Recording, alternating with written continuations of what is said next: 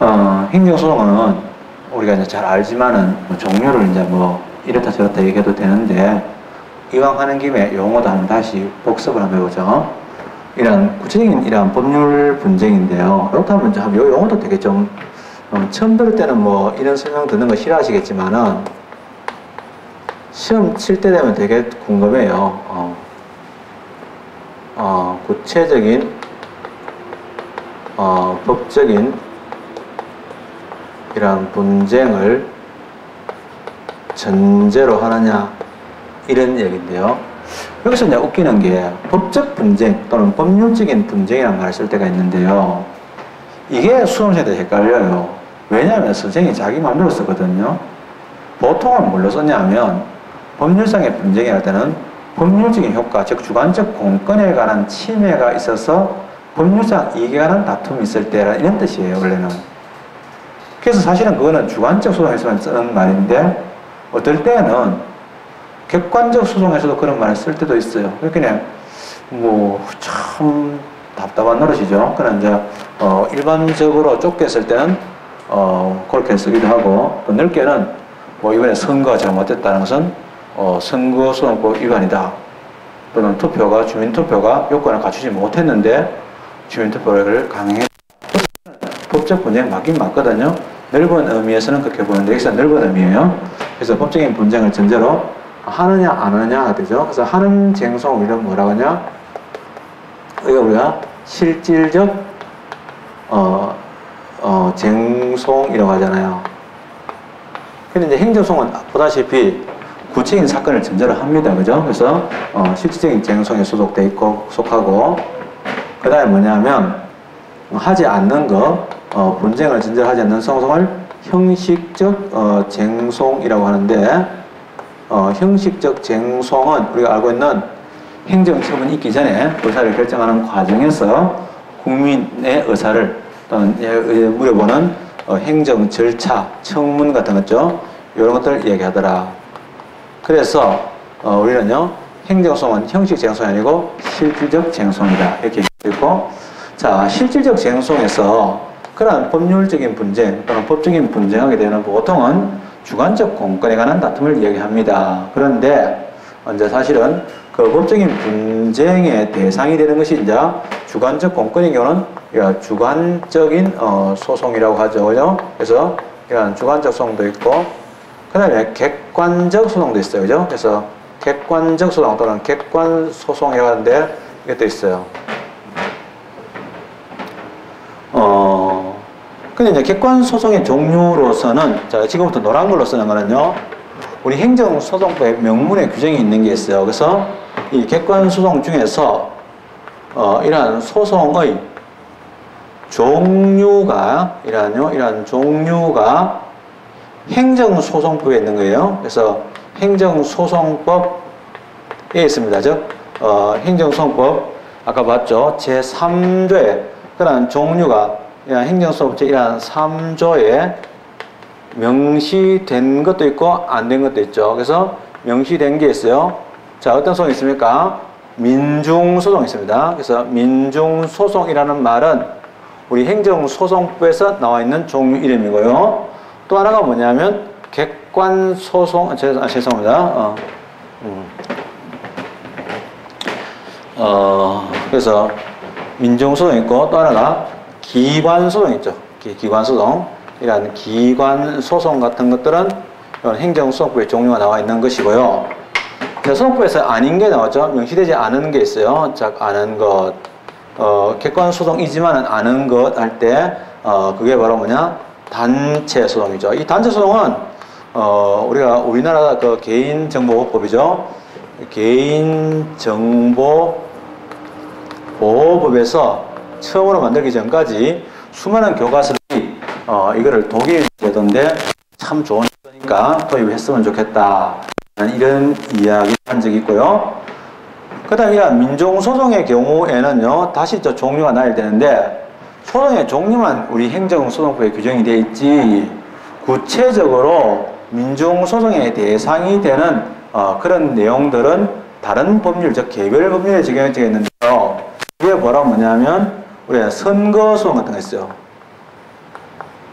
이러한 선거소송. 이러한 선거소송은요, 공직선거법, 줄여서 이제 공선법이라고 얘기하는데요. 이러한 공선법 같은 데서 있고요. 그 다음에 투표에 관한 소송이 있어요. 선거하고 투표가 혼동하는 사람 계시는데, 선거는요, 정책을 결정하는 사람을 대의제 원칙하에서 대표를 선발하는 게 선거고요. 투표는 뭐냐면 직접 민주입니다. 즉 주민이 직접 또는 국민이 직접 정책을 결정하거나 또는 그 헌법 개정안에 대해서 동의를 하고 하는 이것들을 우리가 이제 투표라고 하는데요. 이 투표가 만약에 부정하게 이루어졌다 그때 투표하는 소송이 있어요. 이것도 이제 사실은 투표법입니다. 우리나라 투표법에는요, 국민투표법도 있고 또 주민투표법 이런 법들이 있어요. 투표법도 있고 그 다음에 최근에 시에서 가장 많이 나온 게 주민소송이죠. 이 주민소송은 오늘 지방자치가 제대로 실행되면서 지방자치법에 있는 겁니다. 즉 이러한 지방자치법에서 단체장이 예산을 100만 원 사용하거나 잘못 사용했을 때 거기에 대해서 주민감사를 청구했는데 행정청에서 아무런 조치를 취하지 않았거나 또 결과가 미흡할 때 제기하는 소송이거든요. 그래서 이런 객관성이 있다. 이거 알고 있는데 자, 중요한 말은 자, 이러한 객관소송하게 되면 첫째로 중요한 건 뭐냐? 첫째가 뭐냐니까 이거는 예외적으로 인정되는 거죠. 그래서 예외적으로 인정된다. 여러분들 객관성이 예외적으로 인정되는 거다 이러면은 별 생각 없이 그냥 받아들여요. 그런데 시험 문제에서 원칙적으로 부정된다 하면은 이 말은 뭐냐? 예외적으로 인정된다고 해서 원칙적으로 부정된다 맞는데 이 말을 이해를 못 해가지고 예외적으로 인정된다 예. 원칙 부정된다? 왜 그래요? 이런다고. 이 같은 말이란 말이에요. 그래서 조심해야 되고, 예외적으로 인정된다는 말은, 이건 뭐냐면, 이거는요, 당연히 인정되는 게 아니에요. 당연히 인정되는 게 아니고, 이건 어디까지나, 뭐예요?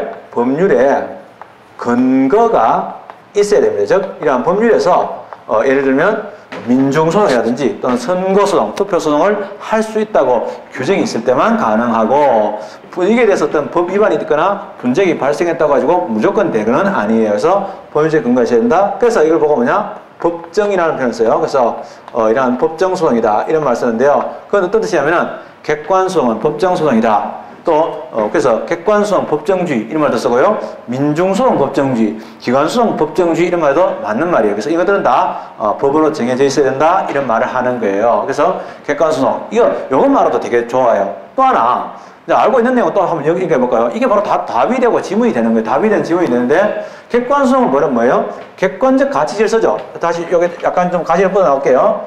자, 이거는요, 이러한 객관적인 가치 질서죠. 가치지. 이건 주관적 공권. 주관적 공권을 요하잖아요. 그래서 이거는요, 법률상 이익이 없는 자도 제기할 수 있는 소송이에요. 주관적 소송은 법률상 이익이 없으면 안 되죠. 그래서 이것도 시에서 많이 나오는 내용들이죠. 그래서 이런 소송의 종류들이 있다. 이건 좀 더 나중에 자세히 공부합니다. 그래서 객관소송은 뒤에서 상세히 공부하도록 하죠. 자, 요거는 객관소송인데, 객관소송은 어디까지나 반개고 예외죠. 사실은 적자, 이제, 리니지라고 할까요? 적통은 뭐냐면, 어디까지나 쉬소송을 이어지는 주관적 소송이죠. 그래서 우리가 본래, 주관적 공권이 침해됐을 때 하는 소송이 바로 주관적 소송인데, 한번 정리해 볼까요? 그러니까 주관적 공권은요, 주관적 소송은 첫째로 뭐냐? 이것은 그 침해되는 것이 이러한 주관적인 공권에 침해가 있을 때 인정된다. 근데 주관적 공권이 다르게 말하면 권리고요. 권리가 바로 뭐냐면 법률상의 이익이죠. 그래서 이거는요, 이러한 법률상의 이익이 침해됐을 때 하는 소송이 그렇다. 그래서 우리가 보통 법률적 분쟁이라 할 때는요, 법률상의 이익이 침해되었을 때 청구하는 소송 또는 그에 대한 다툼을 법률적 쟁송이라고 표현한다. 그게 더 좁은 의미고 그게 더 원칙적인 거예요. 그리고 이제 잘 알다시피 공권이라는 것은 뭐냐? 법에서 보호되는 이익을 이야기하는데 당연히 전에도 말씀드렸지만은 오늘날 통설에 의하면 권리 구제인 행정소송이 인정되어야지만 권리가 되는 게 아니라 권리면 당연히 행정소송이 인정된다. 구제가 인정돼야 되죠. 그래서 이거는 뭐냐? 당연히 인정되는 겁니다. 그래서 주관적 공권이 침해되게 되면 주관적 소송을 통한 구제는 당연히 인정돼야 된다. 이거는요, 따로 법률의 근거 규정이 없더라도, 즉 이걸 통해서 행정소송을 제기할 수 있다 이런 말이 나오거나 주관적 소송을 취할 수 있다 또는 취소할 수 있다 이런 말이 꼭 있어야 되는 거 아니다 이 말이죠. 그래서 당연히 인정된다 또는 원칙적으로 인정되는 뜻이죠. 즉 원칙적으로 인정되는 소송이다. 그 말은요, 예외적으로 인정되는 소송이 아니다 하는 거죠. 이게 주관적 소송에 관한 내용이죠. 그래서 주관적 공권의 침해가 있을 때 하는 소송을 주관적 소송이 한다. 그러면 주관적 소송의 종류는 크게 뭐가 있을까? 두 가지가 있었어, 그죠? 그래서 이제 첫째로 뭐냐? 그거는요, 주관적 공권의 침해의 원인이 되는 그 법률 관계, 그 내용에 따라서 달라지는데, 그것이 이제 권력적인 성질을 가지고 있을 때는요, 항고 소송이 있죠. 그래서 아까도 봤지만 항고 소송 중심주의라고 그죠? 항고 소송이 있고요. 또 하나가 뭐냐? 당사자 소송이 있어요. 그죠?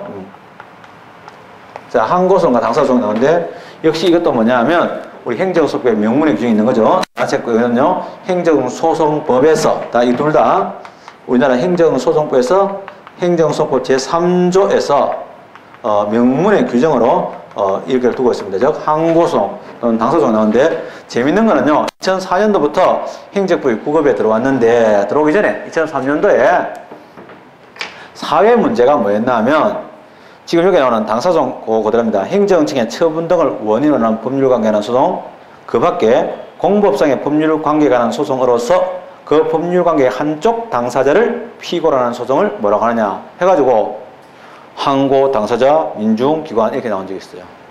그러니까 고등학교 사회 문제나 마찬가지다. 고등학교 학생들도 아는 거라는 거죠. 고딩들도 다 아는 거. 하긴 고등 때부터 세긴 세지만은 그렇죠. 근데 이런 당사소송의 이거는 오리지널 당사소송이 있어요. 원래 이제 당사소송은 그 대상이 되는 내용이 사실은 처분 이외의 공법관계에 관한 소송입니다. 그래서 이거는 처분을 이런 처분하고 이런 부작위의 그 효과를 직접적으로 대상으로 하는 데 비해서 당사소송은요, 이거는요, 이러한 처분 때문에 생긴 이러한 처분을 원인으로 하는 그런 법률 관계에 관한 소송인데, 무슨 소리냐면, 처분, 만약에 조세부가처분이 있다. 그럼 무효인 조세부가처분 때문에 내가 모르고 세금을 냈어요. 근데 무효라 그래. 그럼 내가 본전 생각나니까 돈 돌려줘. 그게 조세환급 청구 소송인데요. 물론 이거는 판례는 민사소송입니다. 판례는 민사로 하지만은, 그러나 이론적으로는 그게 바로 당사소송이에요. 그때 공법상 부당이득 반환을 해달라 하는 이런 거는요, 조세부가처분 때문에 생긴 법률관계죠. 그래서 이걸 우리가 당사소송이라고도 하고요. 그 다음에 이제 그 밖의, 이러한 그 밖이란 말은 뭐냐면 처분이라든지 또는 처분을 원인으로 하는 것 말고니까, 처분이 다 뭐냐? 권력적인 공법작용이잖아요. 그러니까 비권력적 공법관계니까 당연히 공법상 계약이겠죠. 그래서 그 밖의 이러한 공법관계에 관한 내용을 담는 소송을 얘기합니다. 이걸 우리가 당사소송이라고 한다라는 뜻이죠. 근데 이러한 당사소송은 사실은 이제 원래 오리지널 이런 것들이 다 뭐냐면, 우리가 이것을 실질적 내용도 이러한 당사자 소송이라고 합니다. 소송이라고 하는데요. 근데 이제 사실은 문의만 당사소송이고 내용은 이런 게 아닌 게 있어요. 나중에 이야기하겠지만은요, 뭐 예를 들면 보상금을 더 달라, 또는요, 예를 들면 내가 특허를 침해당했는데 제가 내 특허 침해해가지고 장사래가 돈을 많이 벌었으니까 얼마를 달라주십시오 했는데, 특허청에서 재정을 내리기를 너는 그럼 2천만 원 지급하니까 그거 너무 적습니다, 더 주십시오, 이런 소송이 있어요. 그러면 이제 내용에 대한 정액이나 감액을 청구하는 소송을 떼겠는데요. 그래서 이러한 보상금이라든지 이러한 증감을 청구하는 소송인데, 사실은 이러한 보상금의 결정은 어디서 하냐면 토지의 수용 재결에서 하거든요. 그래서 재결 자체는 하나의 처분이에요.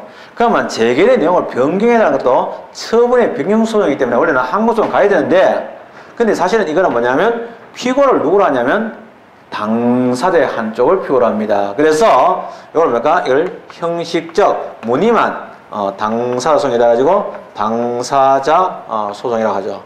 그래서 당사소송의 이제 제일 중요한 특징은 뭐냐면, 내용을 안 봐도, 우리 어떤 학생이 이제 옛날에 국가 부처에 들어갔는데, 제가 들어갔는데 하니까 앞에 그 스님자가 그 이제 자기 그 부서를 상대로 한 소송의 행정소송이 있는데, 막 그 소송이 막 이렇게 항고까지 올라가지고 막 엉망이 됐는데 소송서를 하도 정리해놓고 그냥 가버리는 거야.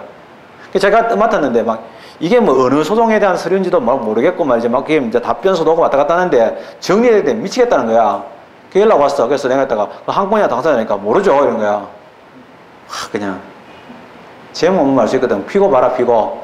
피고 봤을 때 이것들 장관 이 피고 나오면 그러면 그거는 항고고, 당연히 대한민국 나오면 그거는 당사자지. 아 그렇네요 막 이러는 거야. 아 같은 소리 막 이랬죠. 근데 내게서 당연히 당사소송 둘 다 뭐냐, 이거는요, 제일 중요한 특징은 피고만 딱 보면요, 피고가 당사자 중에, 즉, 국가나 사인 중에 당사자의 한쪽이란 말이에요. 한쪽.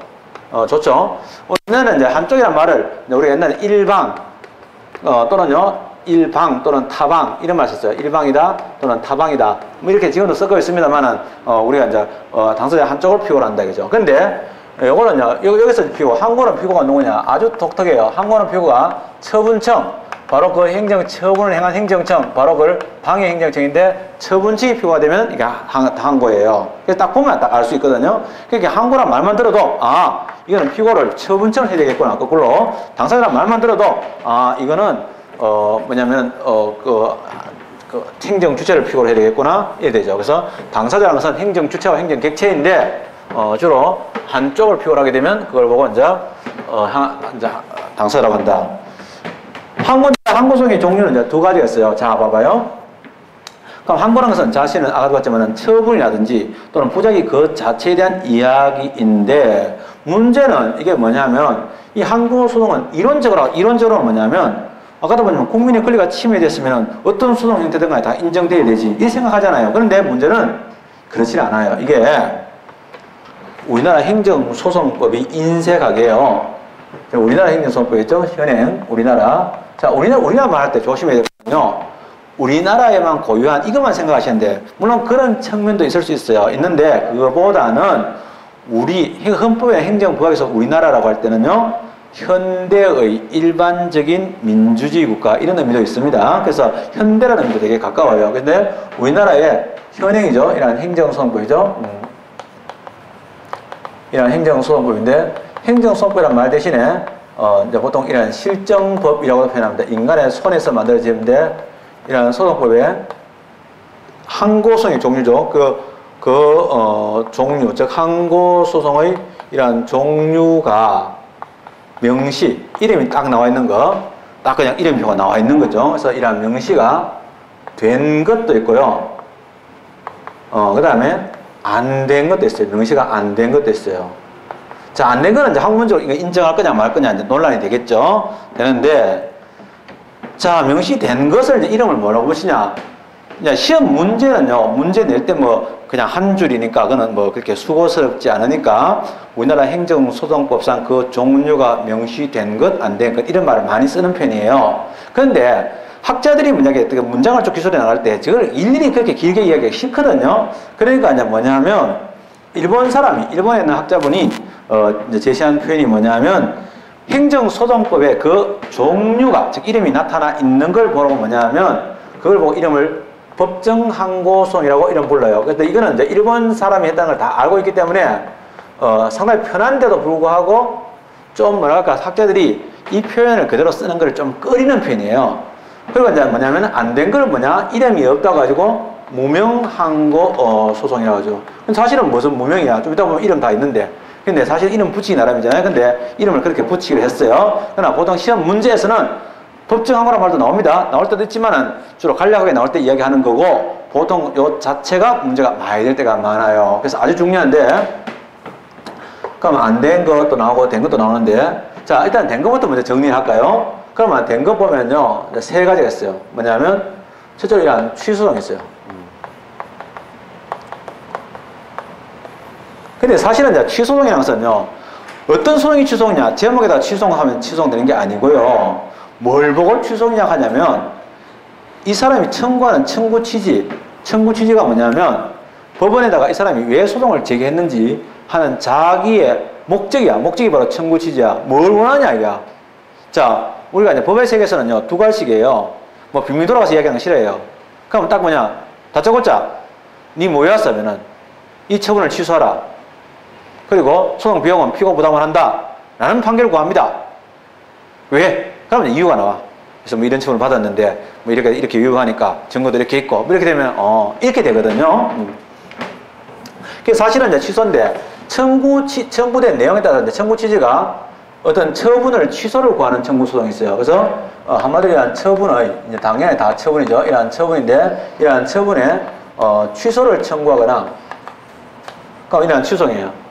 또 처분의 변경을 청구한 것도 포함돼요. 그래서 그래서 사실은 처분의 취소성도 있고 처분 변경성도 있는 거예요. 그래서 처분 변경성도 취소성의 한 종류에 들어간다. 사실은 따로 이름이 있는 거죠. 그다음 두 번째는 그냥 무효. 등 나옵니다. 자, 우리가 제일 찝찝한 게 법학 처음 공부할 때 등 들어가면 뭐야 뭐 좀 이상하잖아요. 깔끔하지도 않고. 근데 나중에 이제 여러분들이 실무하게 되면 등자 쓰는 거 되게 좋아요. 왜냐면은 제목에 들어갈 때 실무적으로 막 이름이 막 한두 개 들은 게 아니거든요. 등 하면 딱 간단하게 끝나잖아요. 그죠? 그래서 무효등의 확인 소송인데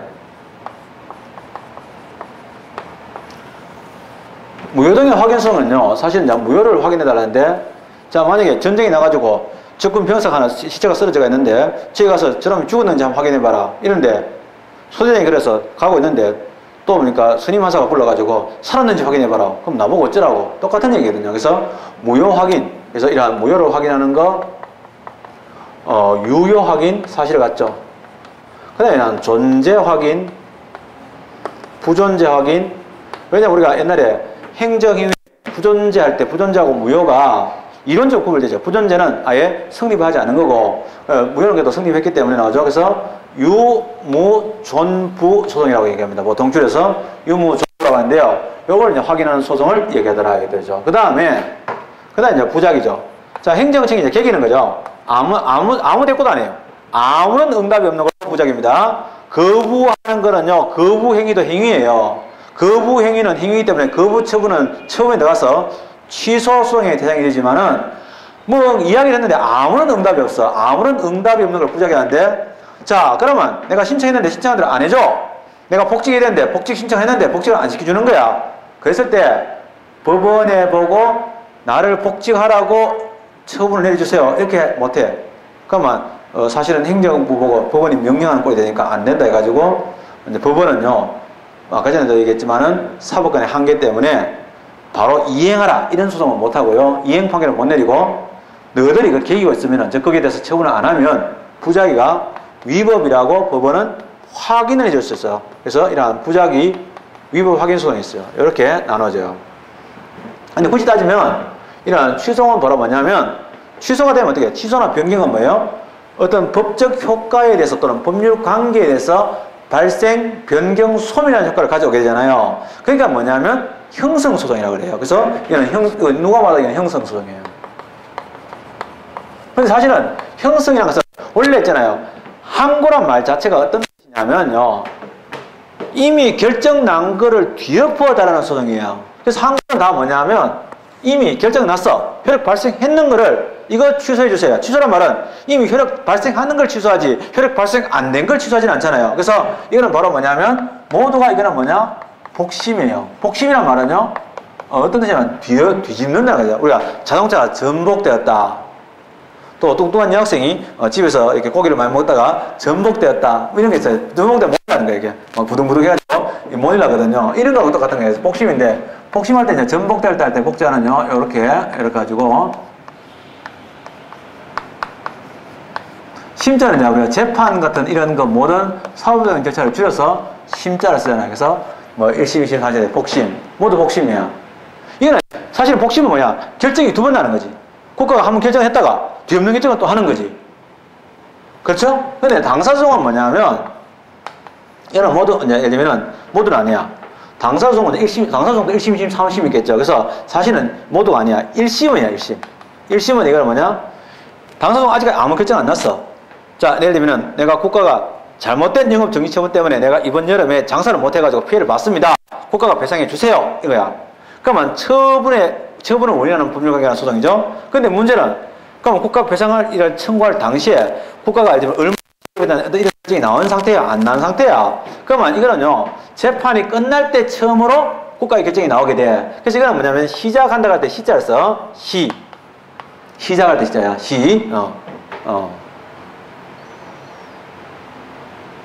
계집녀에다가 태풍이란 태자 무서운 거지. 그래서 시심인데 진시황 있잖아. 옛날에 진나라 시황 있잖아요. 그래서 지가 제일 처음에 왕이 되죠. 여기서 시심인데 이거는 시심이 되는 거야. 그래서 이렇게 되더라. 이런 얘기도. 그래서 사실은 형성이라는 말 자체가 사실은 항고라는 의미를 써요. 원래는. 그래서 진짜 오리지널 항고는 뭐냐? 취소송밖에 없어요. 취소 변경 소송만 오리지널 항고예요. 근데 이제 무효동 확인은 왜, 무효는요, 사실은 확인소송이잖아요. 확인해서 본래 효력이 없는 거를 효력이 없다고 확인할 뿐이에요. 법원에서 판결을 냈다고 가지고 실질적으로 변화가 오는 건 아닌데, 그러면 왜 소송을 제기할까? 아무 변화도 없는데. 근데 이제 문제는 그러한 무효인 처분이라도 그러한 처분이 상대방이 고집을 하면 효력이 있는 것처럼 보여가지고 내가 피해가 오고 내가 잠이 안 오고 스트레스 쌓이잖아요. 그러니까 소송에서 이겨버리면 내가 속이 시원하잖아요. 알더니가 빠진 기분이 들죠? 그래서 사실은요, 항고와 비슷하다 해가지고 준항고소송이라고 말을 해요. 그러나 부작위 위반소 이거는 뭐 빼도 박도 못하는 확인소송, 이거는 뭐 준항고 이런 말 쓰지 않아요. 그래서 확인소송인데, 근데 문제는 뭐냐면 우리나라 행정소송법이 이걸 항고소송으로 규정해놨어요. 그러니까 항고는 항고 맞아.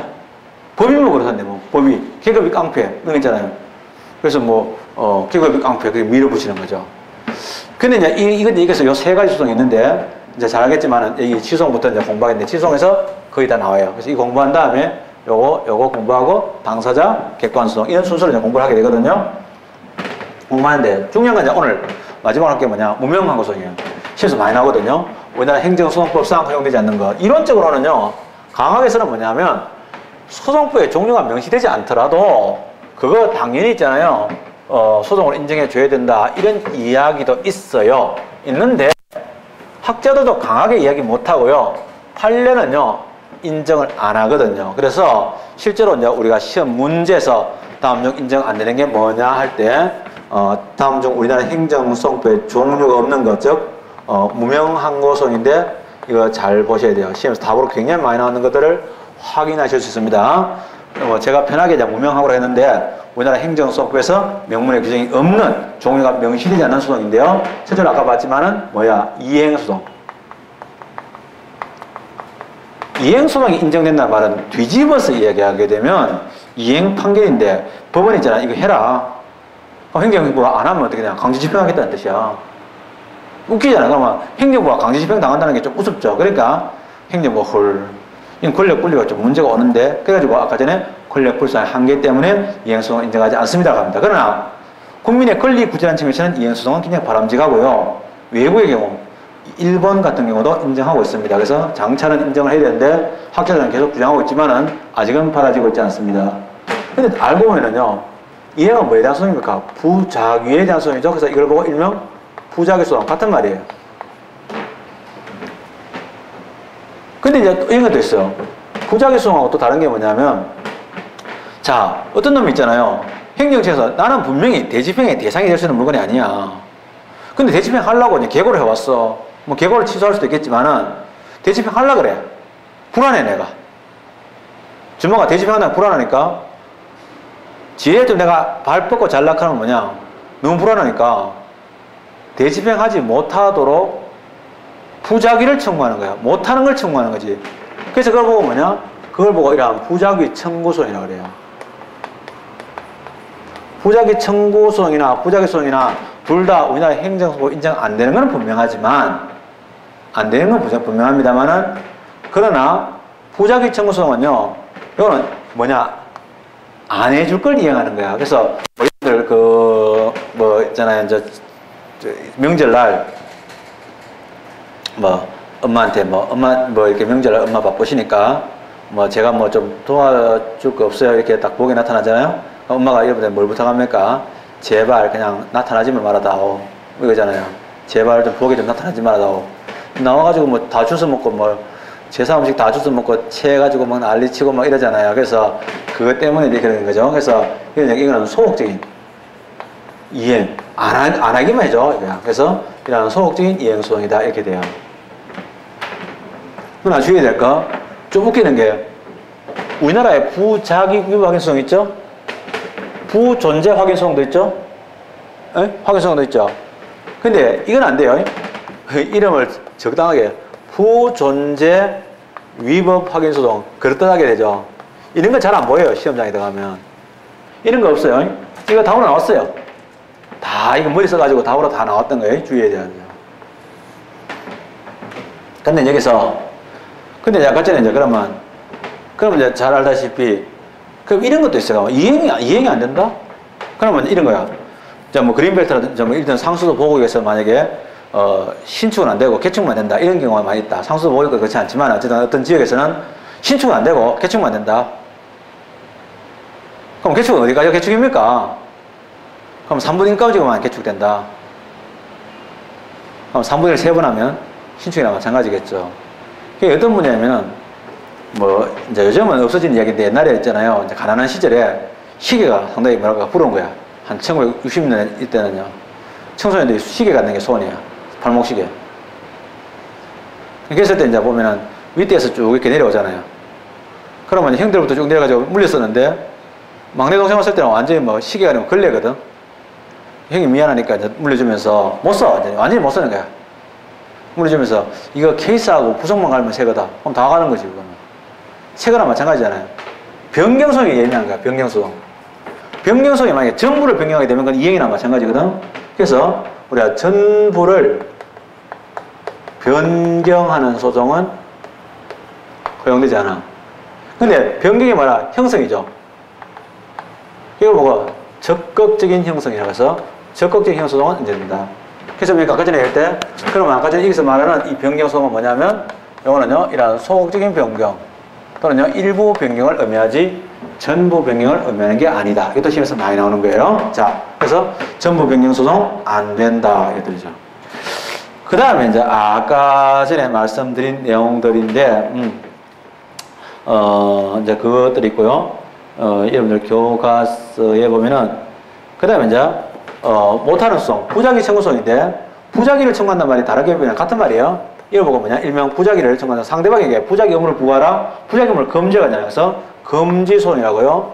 금지라는 것은 왜 하냐면, 예방이죠. 그래서 예방적 금지소송이라는 말을 씁니다. 예방적 금지소송 허용되지 않는다. 예방을 위한 금지소송 허용되지 않는다. 이렇게 되어 있고요.